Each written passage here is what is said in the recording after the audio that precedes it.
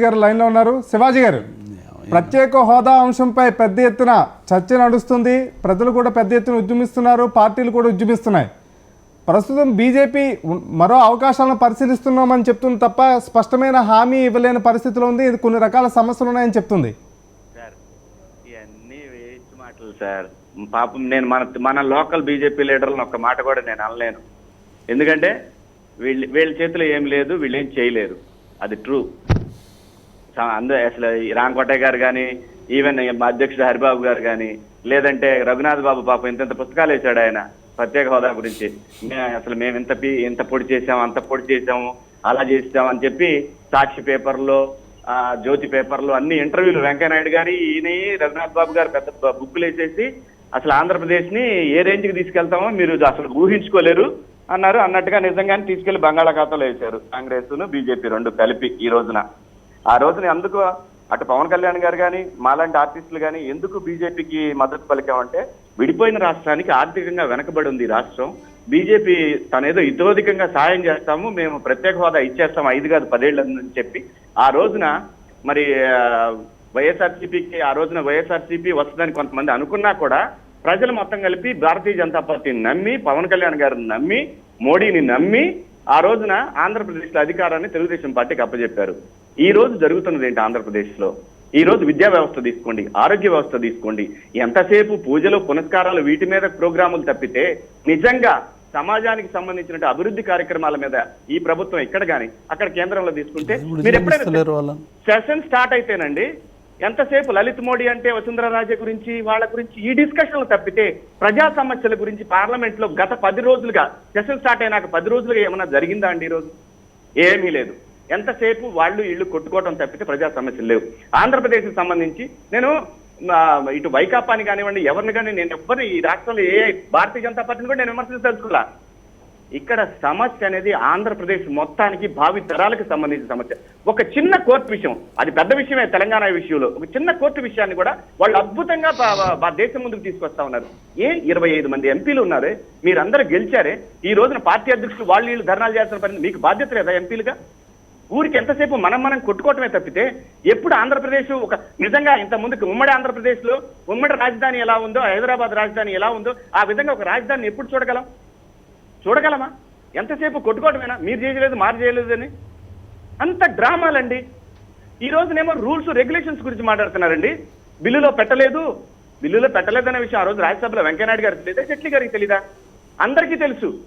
అందరూ ఒక ఏమనుకున్నారు, ముందు మమ అనిపిస్తే తర్వాత చూసుకున్న అధికారంలోకి వచ్చినప్పుడు కదా డౌట్ అటు ఇటుగా. ఏ కనుక భారతీయ జనతా పార్టీకి సగం మెజార్టీ వచ్చి ఉంటే చచ్చినట్టు ఇచ్చి తీరేది ఈ రోజున. ఓకే శివాజీ గారు కాసేపు లైన్లో ఉండండి. రామకోటి గారు, శివాజీ మిత్రమా, మీరు చేస్తున్నటువంటి విధానం చాలా ఏంటంటే పోరాడితే పోయేదేం లేదు, ఏదో విధంగా మీరు కూడా ఒక కమ్యూనిస్టు పార్టీలో మాట్లాడుతున్నారు, కానీ మీరు ఆలోచన రాహిత్యంతో మాట్లాడుతున్నారు. ఎందుకంటే ఇవాళ ఏదో నేను ఒక నాయకుడిని, నేను ఆంధ్రదేశం కోసం మాట్లాడుతున్నాను, నాకేదో ఒక అవగాహన ఉంది, నేనేదో చేస్తున్నాను. ఇది సినిమా షూటింగ్ కాదు. ఒక సినిమా తీసి ఒక 6 నెలల్లో ప్రజల్లోకి వెళ్ళి ప్రజల్లో చూపించేసేసి నేనేదో చాలా గొప్పగా చేశాననే విధానం కాదు. లేకపోతే అయితే వాట్సాప్ ద్వారా ఒక విషయాన్ని పంపించేసేసి ప్రజల్లో అందరిలోకి వెళ్ళిపోయి నేను బ్రహ్మాండంగా నేనేదో ఇమీడియట్ గా తీసుకొచ్చానంటాను. లేకపోతే చూ మంత్రం పెడితే ఇవాళ రాదు. దీనికి ఒక ఆలోచనతో ఉండాలి. ఇది ఒక సినిమా షూటింగ్ తో చేసేది కాదు. ఒక సినిమా తీయాలంటేనే 6 నెలలు పడుతుంది. ఒక ఆలోచన చేసి ఒక రాష్ట్రానికి పరిపూర్ణమైన అవగాహన రావాలి. రామకోటయ్య వల్ల కాదు, రఘునాథ్ బాబు వల్ల కాదు, వెంకయ్యనాయుడు వల్ల కాదు. మీరేమన్నా ఇప్పుడు మీకు సంబంధించినంత వరకు, మీ స్థాయిలో మీకు సంబంధించినంత వరకు మీరు ఏం చేయదలుచుకున్నారో వాటి గురించి చెప్పండి. ఇవాళ నేను పత్రికల్లోకి వెళ్ళాను, లేకపోతే ప్రజల్లోకి వెళ్ళాను, ఇవాళ నాకు ఒక అవకాశం ఉంది, మీడియాలోకి వెళ్ళానని చెప్పేసి మీకున్న స్థాయిలో మీరు మాతో పాటు కూడా కలిసి పనిచేశారు. మీరున్న రోజున మీరు వచ్చిన అవగాహన ఇవ్వటం వల్లే ఇవాళ జగన్ గారి యొక్క ఇది పడిపోయింది.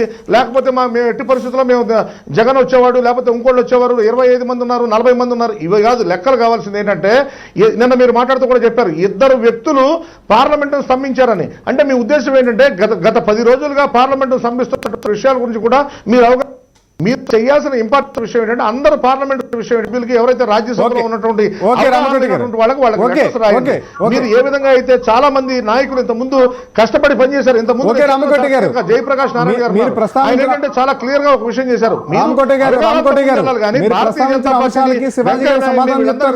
మీరు కూడా కలిసి ముందుకు రండి. మీరు అపోజిషన్ లో ఉన్నా మాకు వచ్చిన నష్టం ఏమీ లేదు. మాకు వచ్చిన శివాజీ ఇప్పుడు మాకు వచ్చిన వ్యక్తి మాతో పాటు కలిసి మేము 25 సంవత్సరాల నుంచి పార్టీలో పనిచేస్తున్నాం. ఏం చేస్తున్నామో మా శక్తి ఏంటో, మా క్యాపబిలిటీ ఏంటో, కెపాసిటీ ఏంటో, కాండక్ట్ ఏంటో మాకు తెలుసు. మీరు మా గురించి మాకు చెప్పక్కర్లా, మాకు తెలుసు మేము ఏం చేస్తున్నాం అనే విషయం. అందువల్ల ఏంటంటే మీరు ఏదో వచ్చి ఒక నేను పొడి చేశాను, భారతీయ జనతా పార్టీ ఇవాళ నాకు నచ్చలేదు, ఇవాళ నేను ప్రజల్లోకి వెళ్తానని చెప్పడం అనేది చాలా తప్పు. మీరు ఆలోచన ఇచ్చేది ఉండకండి. తెలుగుగల వ్యక్తిగా ఆంధ్ర రాష్ట్రానికి కావాలంటే ముందుకు రండి. చాలా తప్పు మిత్రమా. శివాజీ గారు, ఏమండి రామకోటి గారు కొన్ని కీలక అంశాలు ప్రస్తావించారు. ఎంతసేపు ఏం మాట్లాడిన శివాజీని ఏమండి, మీరు నాకు సినిమా గురించి మీరు మాట్లాడంటే మోడీ గారు పిలిపించుకున్నాడు బాహుబలి హీరోని. సినిమా గురించి తక్కువగా మాట్లాడకండి, చరిత్రలు మారిపోయినాయి గుర్తుపెట్టుకోండి. ఏంటంటే మీరు మాట్లాడతారు సినిమా గురించి మాట్లాడారు. రామకోటి గారు మీరు వ్యక్తీకరించకండి. శివాజీ గారు మాట్లాడిన మాటలను అనవసరంగా వేరే విధంగా చెప్పుకోండి. ఎందుకంటే మీకు ఇది ఒక అలవాటుగా మారింది.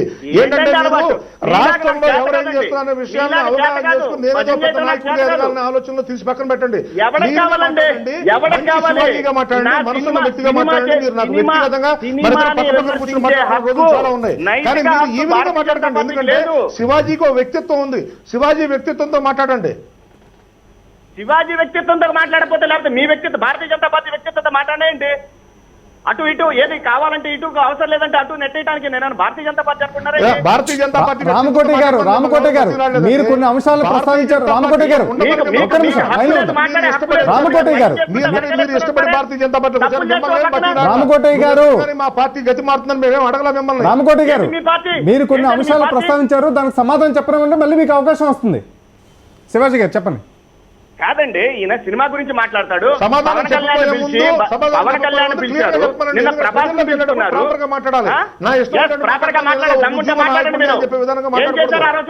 మీరు నిండు సభలో మీరు ఇచ్చిన హామీ ఏమైంది?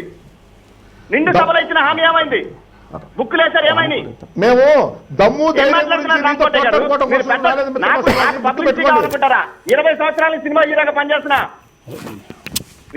మీ గురించి ఎవరైనా తెలుసంటే నేనంటే ఒక మాట, మీరెవరైనా అంటే నేను ఒక మాట. మీరెవరండి? రామకోట గారు మీరు ఎవరండి? మీ అడ్రస్ ఏంటి సార్? ఎవరు? మర్యాద నాకు ఇవ్వండి. మీరెవరండి? మీ స్థాయి ఏంటి? మీరు పార్టీలోకి వచ్చినప్పుడు మీ పరిస్థితి ఏంటి? మీకు ఎంత గౌరవం ఇచ్చాం? ఎవడయ్యా నీ పార్టీ? నీ పార్టీ ఏం పార్టీ?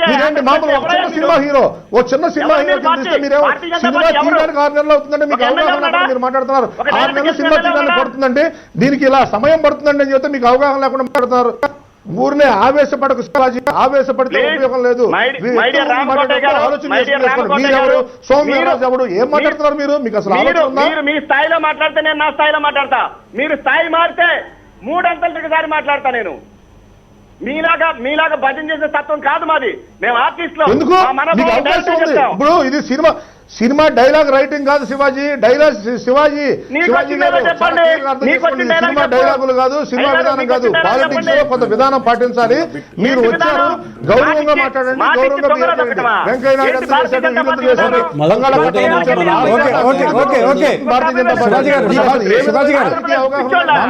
శివాజీ గారు దయచేసి వ్యక్తిగత విమర్శలతో ఇష్యూ మన ముందు ఉన్నది ప్రత్యేక హోదా. దానికి సంబంధించి తదుపరి ఏం చేయాలి, ఎలా చేయాలి, ఎలా నిలబెట్టాలి శివాజీ గారికి. రామకోటి గారు దయచేసి మీరు లైన్ లో ఉన్నాడు. రామకోటి గారు, శివాజీ గారు ప్రత్యేక హోదా రామకోటి గారు షూటింగ్ లాంటిది కాదని చెప్పి చెప్తున్నాను నేను. ముగించేద్దాం, ముగించిన తర్వాత మళ్ళీ శివాజీ గారు 10 seconds లో మీరు ముగించండి. రామకోటి గారు మీకు కాసేపు నిశ్శబ్దంగా ఉండాలి. శివాజీ గారు సార్, నేను ఒకటే చెప్తున్నా అండి, చెప్పండి. భారతీయ జనతా పార్టీ కాంగ్రెస్ పార్టీ ఇందులో మోసం చేసిన మాట వాస్తవం. భారతీయ జనతా పార్టీ దానికి డబుల్ చేసింది ఈ రోజున ఆంధ్రప్రదేశ్ ప్రజలకి. మీరు ఇవాళ మీ పార్టీని నిలబెట్టుకొని మీ పార్టీని డెవలప్ చేసుకోవడానికి ఆలోచిస్తున్నారే తప్పితే ఆంధ్రప్రదేశ్ ప్రజలు, ఆంధ్రప్రదేశ్కి రాజధాని లేదు, పోలవరం ప్రాజెక్ట్ అవ్వలేదు, ఒక్క విషయంలో కూడా క్లారిటీ లేదు. 7 సంస్థలు ప్రకటించారు, ఒక్క సంస్థ శంకుస్థాపన ఓపెన్ చేయలేదు, ఊరికే శంకుస్థాపన రాళ్లేసిపోయారు. స్వతంత్రం వచ్చిన దానికన్నా ముందు మొదలైంది పోలవరం ప్రాజెక్టు. డిజైన్లు మారుతూ ఈ రోజుకి వచ్చేసరికి ఒక స్టేజ్కి 125 అడుగులకు వచ్చేసరికి ఈ రోజున 100 కోట్లు కేటాయించారు. అవసరమైతే కేటాయిస్తారంట. అవసరమైతే కేటాయిస్తాం అనే వెసులుబాటు చట్టంలో ఉన్నప్పుడు, ఏది బడ్జెట్ లో ఉన్నప్పుడు ప్రత్యేక హోదాకి ఎందుకు వెసులుబాటు లేదంటున్నాను. Okay sir thank you very much sir. Thank you very much. Deviprasad గారు ముగించాలి, టైం అవుతుంది. 1 minute. ఒక్కటి ధన్యవాదాలు శివాజీ. మీరు గుర్తుంచుకోవాలి, 100 కోట్లు కాదు 1000 కోట్లు కేటాయించాం, ఖర్చు పెట్టిన తర్వాత రాండి అని చెప్పి ఇందాక చెప్పాను. రామకోటి గారు ఏంటంటే ఆవేశం ఎక్కువ, ముగించడానికి తక్కువ. సమయం ఇస్తాం.